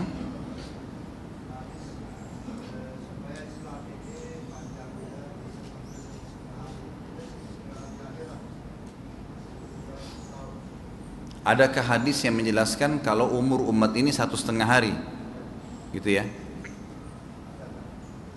Iya, ada Pak. Ada hadis, tapi bukan dikatakan 1,5 hari. Jadi hadisnya hadis sahih riwayat Imam Bukhari. Bunyinya begini. Orang-orang Yahudi telah diberikan tugas oleh Allah untuk memimpin di muka bumi, menerapkan hukum Allah. Dan mereka bekerja dari pagi sampai duhur. Ternyata mereka lemah dan mereka tidak menjalankan lagi hukum Allah. Maksudnya setelah datang Nabi Isa mereka tidak beriman. Mereka cuma cut sampai di situ, padahal hukumnya Allah harus berlangsung ke risalahnya Nabi Isa. Maka mereka lemah. Lalu Allah pun memberikan balasan orang yang sudah terlanjur beriman sebelumnya. Kemudian datang Nasrani memimpin dari habis duhur sampai selepas asar dan menjelang matahari terbenam. Lalu mereka melemah karena datang risalah Nabi Muhammad SAW, mereka tidak beriman. Lalu datanglah kalian memimpin hanya waktu itu, jeda mau terbenam sampai terbenam matahari. Dan orang-orang Nasrani tadi dan orang Yahudi diberikan pahala masing-masing yang sudah beriman 1 kirat. 1 kirat itu 1 gunung. Lalu kemudian kalian datang bekerja dengan waktu yang sedikit, hanya akan terbenam matahari sampai terbenam matahari. Lalu Allah pun memberikan, dan kalian kokoh dengan pendirian kalian, karena sudah tidak ada Nabi lagi setelah Nabi Muhammad SAW. Artinya kita tinggal pertahankan agama kita ini, tidak ada lagi lanjutannya. Lalu Allah memberikan kalian balasan 2 kirat, 2 kirat, 2 gunung, 2 gunung. Lalu orang-orang Yahudi dan Nasrani berkata hari kiamat kepada Allah, ya Allah, kami bekerja lebih lama dan kami diberikan balasan lebih sedikit. Lalu kata Allah SWT, apakah saya mendolimi hak kalian? Ada enggak yang saya janjikan belum saya kasih? Misal kalau sedekah dapat pahala sekian, kalau ini dapat pahala sekian, ada enggak yang belum saya kasih? Kata mereka, sudah engkau kasih semua ya Allah. Kata Allah SWT, itu karuniaku yang aku berikan kepada siapa yang aku inginkan. Hadis ini masuk dalam bab fadilah umat Muhammad SAW. Fadilah umat Muhammad, jadi kita punya kelebihan memang. Makanya dalam hadis lain juga riwayat Bukhari, kata Nabi SAW, tidak ada umat sebelum kalian kecuali berharap menjadi kalian. Jadi memang semua berharap menjadi umat ini, karena semua nabi-nabi sebelum Nabi Muhammad SAW sampaikan nanti akan ada nabi terakhir, nabi penutup, nanti akan pengikutnya jadi orang yang banyak, mereka akan jadi saksi hari kiamat, mereka akan lebih dulu masuk ke dalam surga. Ada bahasan tentang fadilah umat Muhammad SAW ini sendiri, gitu kan. Nah seperti itu, maka mereka berharap. Khusus hadis tadi sebenarnya bukan 1,5 hari, tapi waktu antara hampir terbenam matahari ke terbenam matahari saja. Itu digunakan untuk hidup di bumi. Ini perumpamaan saja. Perumpamaan tentang pendeknya antara jarak kita umat Muhammad SAW dengan kiamat.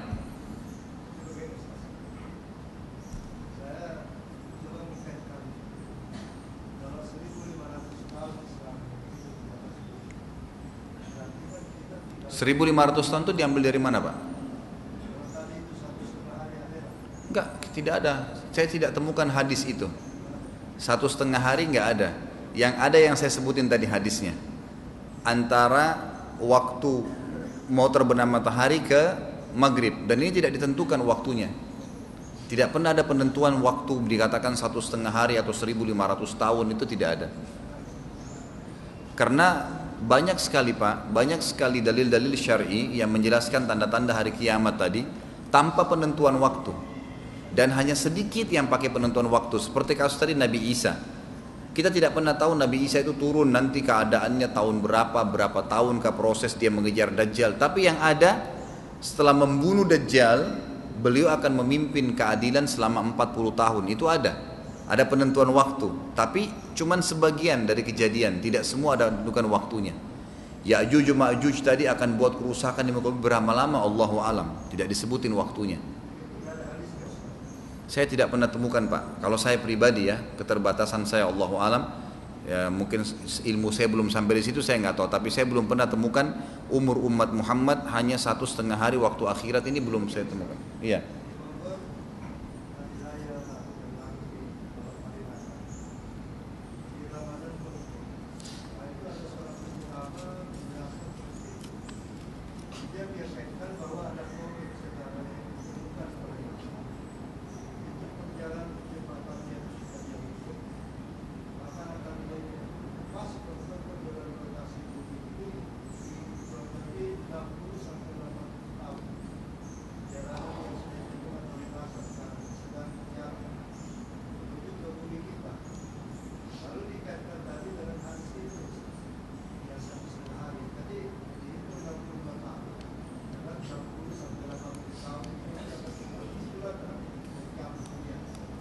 Allahu alam.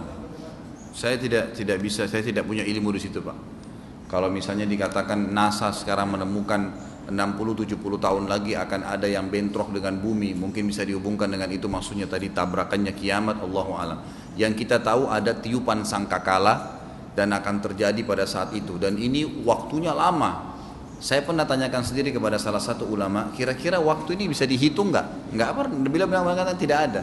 Nggak ada ulama yang mengatakan bisa ditentukan waktu, karena yang ini yang saya temukan Pak ya, mereka mengatakan tidak bisa ditentukan waktu itu, karena kebanyakan dalil tidak menyebutkan tentang waktunya. Kita nggak tahu jedah waktunya.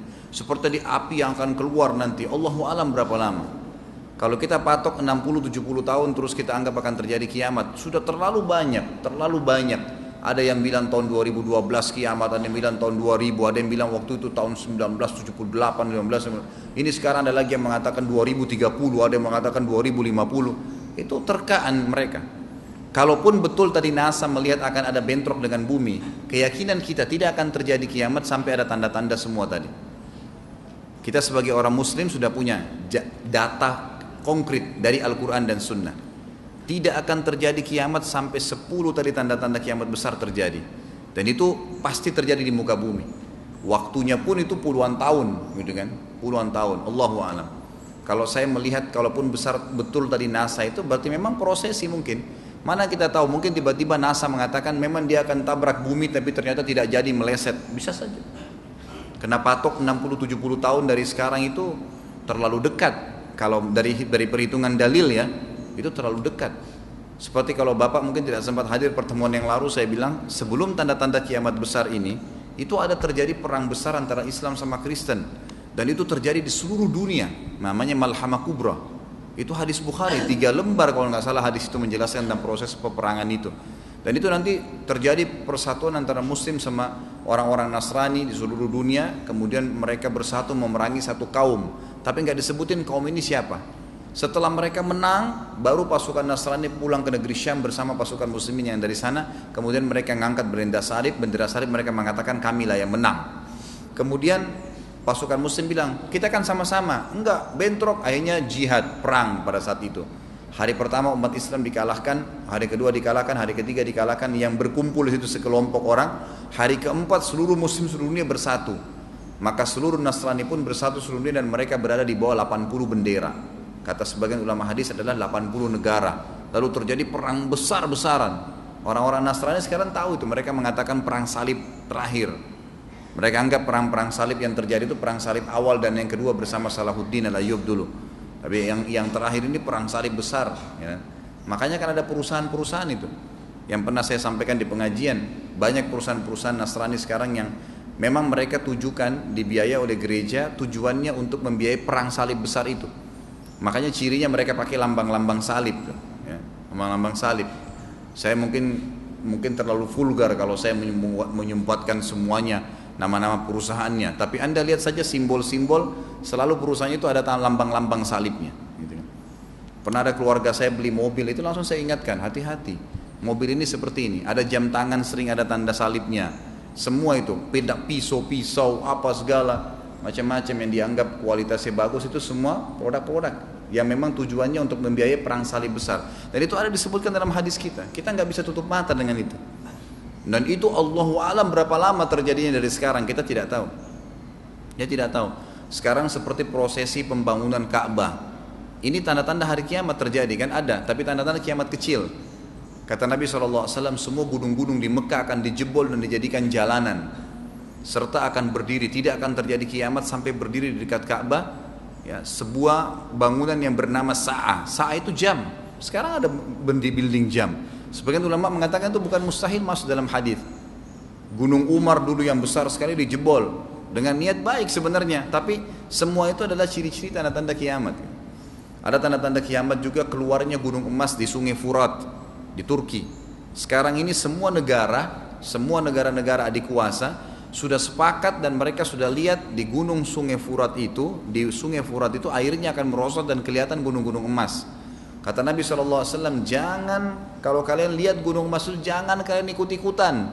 Umat Islam dilarang, jangan ikut-ikutan, karena dari 100 orang yang memperebutkannya cuma satu yang hidup, 99 mati saling bunuh-membunuh karena gunung emas. Saya lihat, mungkin bisa dilihat di YouTube juga Pak ya, itu ada cuplikan tentang tanda-tanda hari kiamat gunung emas di Sungai Furat. Efrat namanya kalau di Turki itu. Ya, jadi itu bisa dilihat, itu sekarang sudah dilihat, dan itu kalau diilustrasikan airnya turun semua, itu gunung-gunung emas itu bukan puluhan, mungkin ratusan. Makanya negara-negara pada berebut. Lalu kata sahabat, ya Rasulullah, kenapa masih ada orang Islam yang mau ikut-ikutan kalau begitu? Anda sudah sampaikan, tapi kenapa masih ada saja yang mau berperang? Ternyata ada umat Islam yang terlibat nanti di situ kan? Kata Nabi SAW, karena dia berharap dia yang satu yang hidup itu.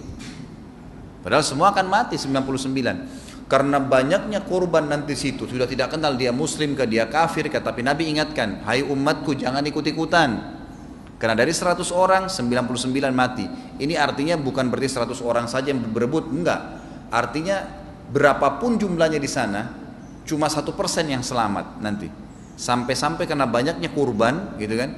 Semua dunia sudah berhenti berperang memperebutkan itu, maka akan lewat seorang pencuri. Kata Nabi SAW, yang dulu tangannya dipotong karena mencuri, maka dia melihat emas tersebut sampai mengatakan, celakalah kamu. Apakah karena kamu tangan saya dipotong? Artinya emas sampai tidak ada nilainya lagi pada saat itu. Orang sudah tidak mau lagi emas, karena orang saling bunuh-membunuh. Itu tanda-tanda kiamat kecil itu. Itu belum masuk ke kiamat besar, itu belum terjadi, gitu kan? Jadi penentuan waktu ditentukan tahunnya ini enggak tepat ya. Kalau kita lihat banyaknya kejadian-kejadian itu, Allahu a'lam. Siapa tadi di belakang? Silakan. Dikerasin suaranya, akhi ya.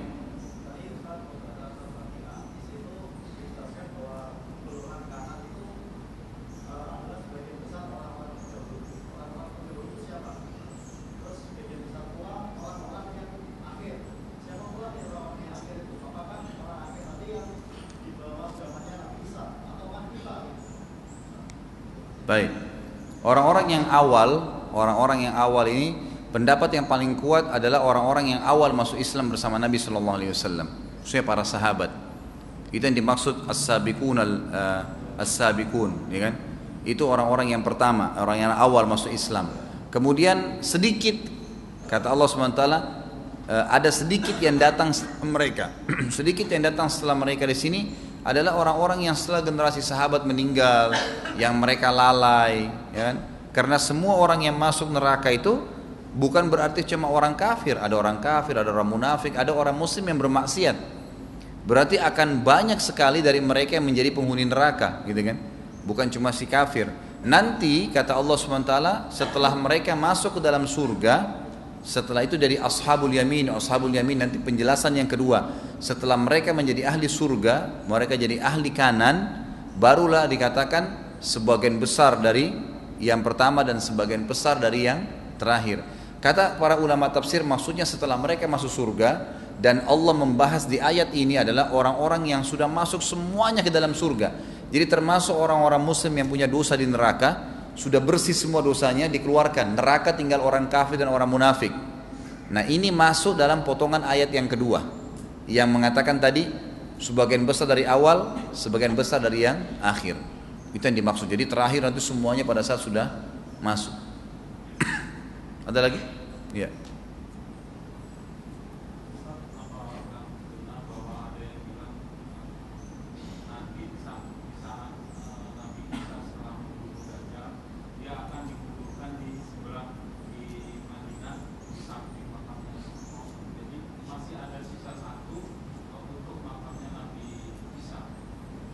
Allahu a'lam, Pak. Saya belum pernah temukan dalil itu.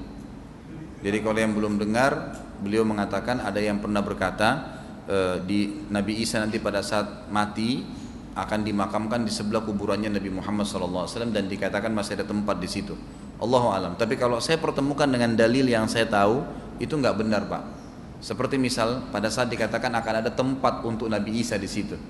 Waktu Umar bin Khattab akan meninggal dunia, dalam hadis Bukhari dikatakan beliau pamit dengan Aisyah, karena Aisyah pemilik rumah yang ada kuburan suami dan ayahnya Nabi SAW dan Abu Bakar, gitu kan.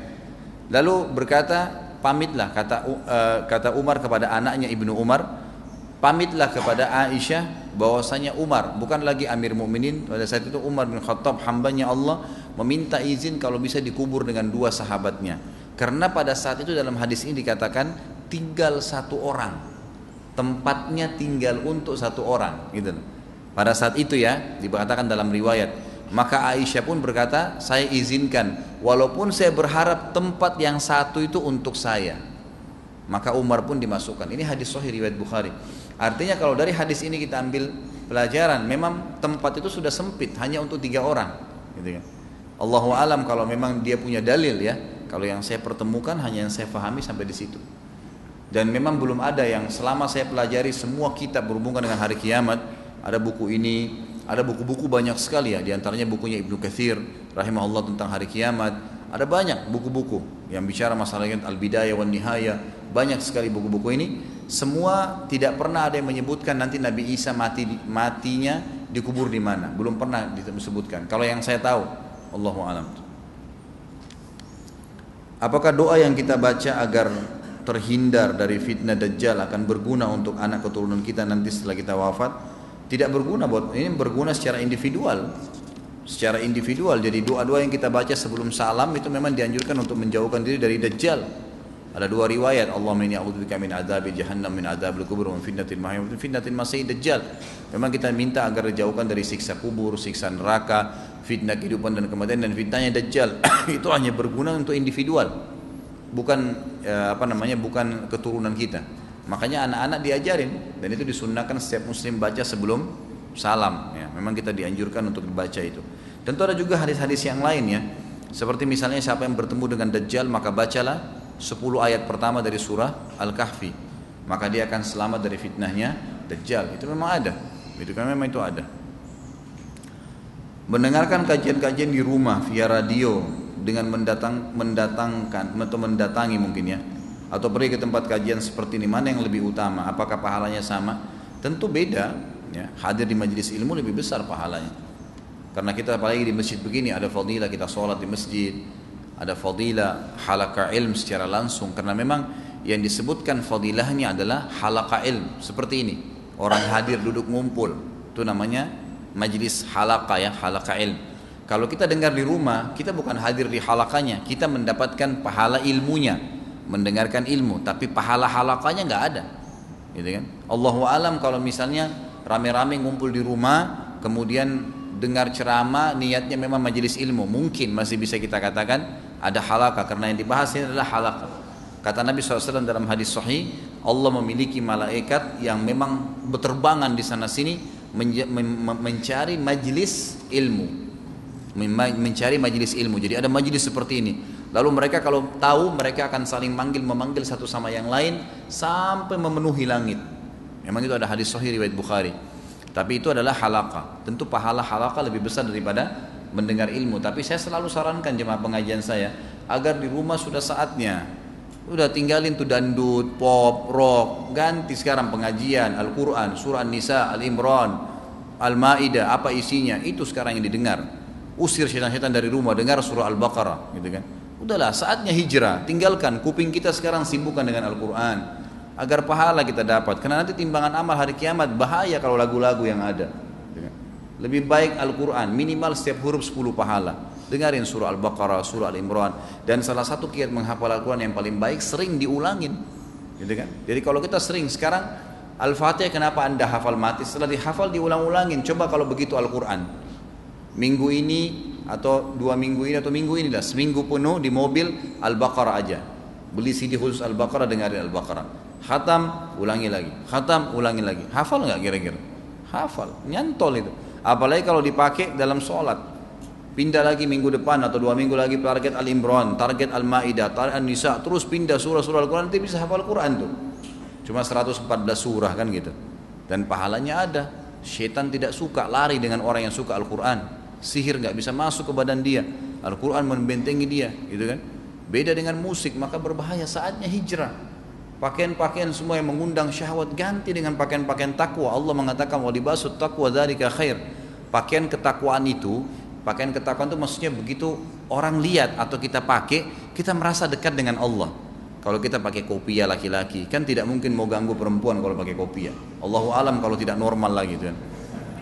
Ibu-ibu juga begitu, kalau pakai jilbab besar nggak mungkin mau sembarangan. Beda dengan orang yang telanjang, bebas mau siap untuk mengganggu laki-laki. Pakaian itu akan membentengi kita dari kesalahan, gitu kan. Maka itu saatnya kita pakai hijrah, sudah saatnya.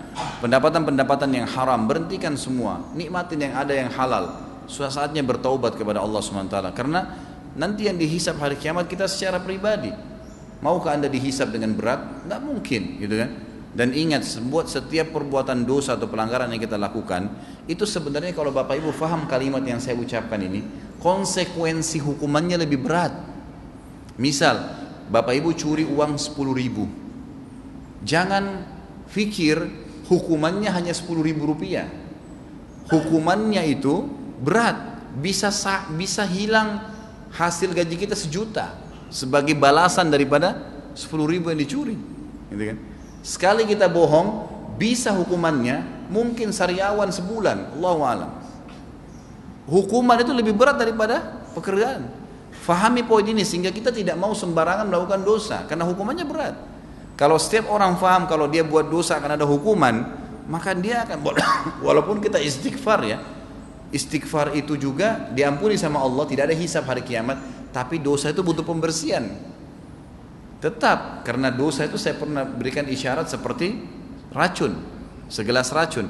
Bapak Ibu tahu atau tidak tahu itu racun, tetap berbahaya. Itu dosa begitu kata ulama. Enggak ada dosa yang tidak berbahaya. Berbahaya, maka kita harus hati-hati seperti racun. Kalau kita tahu lebih cepat merusak, kalau tidak tahu maka dia lambat, tapi tetap harus dibersihkan. Ya, segelas kita minum, seteguk kita minum racun, minum obatnya, dosisnya seminggu. Kan itu lebih berat. Kalau faham ini, kita tidak akan melakukan perbuatan-perbuatan yang salah. Kenapa gunanya? Mengambil sebidang tanahnya orang, itu hukumannya berat. Mungkin nanti semua rumah yang kita bangun terbakar. Hukumannya lebih berat.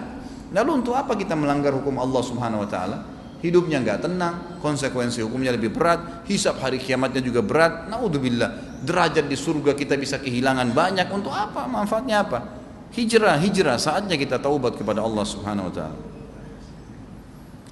Saya pernah mendengar dari suatu majelis ilmu bahwa pada hari kiamat nanti ada hembusan angin yang lembut yang akan mematikan setiap jiwa, bahkan yang sedikit imannya. Benarkah kejadian tersebut, Ustaz? Oh iya benar, ini hadis sahih juga. Dan ini nanti terjadi diselingin di tanda-tanda hari kiamat besar. Jadi kata Nabi SAW, nanti akan kita bahas. Sebenarnya tadi saya masuk dalam bahasan tadi ya. Kata Nabi SAW, kiamat dalam hadis Bukhari, kiamat tidak akan terjadi, tidak akan ditiup sangkakala kecuali pada orang-orang yang buruk. Sebelumnya ada hadis Bukhari yang tadi ditanyakan ini berbunyi, kata Nabi SAW, nanti ya sebelum ditiupnya sangkakala itu, Allah Subhanahu Wa Taala akan menghembuskan di muka bumi ini angin yang lembut, dan tidak ada seorang jiwa yang beriman pun tersentuh kecuali akan mati, dan tertinggallah di muka bumi ini orang-orang yang buruk saja, dan pada mereka lah Allah tiupkan sangkakala. Jadi pada orang-orang buruk inilah nanti akan terjadi kiamat. Mereka akan saksikan tuh tabrakannya ini, mereka mati, itu akan terjadi. Itu hanya orang-orang buruk yang tidak beriman saja yang merasakan itu. Ada hadis kalau dilihat di buku ini, mungkin di halaman 89 tadi itu disebutkan. Oh ini sudah tadi ya, masalah pemerintah. Baik, sudah sampai sini? Terakhir ya Pak ya? Silakan. Waalaikumsalam warahmatullahi wabarakatuh. Bismillah.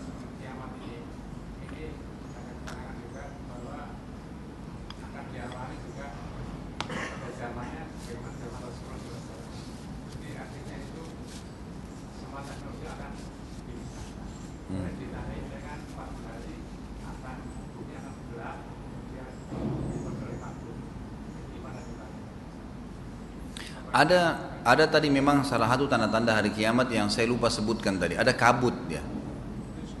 Ya. Hah? Ya, maksudnya saya belum rincikan kejadiannya.